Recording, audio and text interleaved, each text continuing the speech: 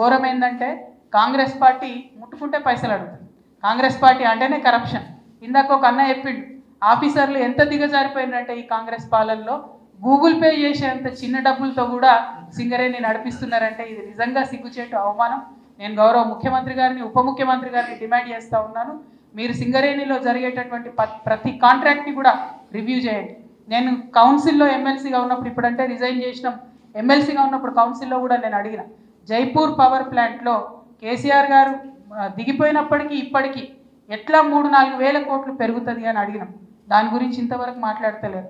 మీరు మాట్లాడకపోతే, ముఖ్యమంత్రి గారు, డిప్యూటీ సీఎం గారు మీరు దృష్టి పెట్టకపోతే ఖచ్చితంగా అవసరం అనుకుంటే సెంట్రల్ విజిలెన్స్ కమిటీకో, అవసరం అంటే సిబిఐకో మేమే కంప్లైంట్ చేస్తాం తప్ప కరప్షన్ని సింగరేణిలో సహించమని కూడా ఈ సందర్భంగా మేము హెచ్చరిక చేస్తాం.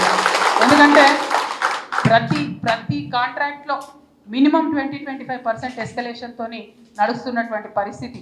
మాకున్నటువంటి సమాచారం, మా రియాజ్ అన్న సమాచారం తప్పుండదు, మాకున్నటువంటి సమాచారం ఇస్మే సీదా 10% సర్కార్కో జారా.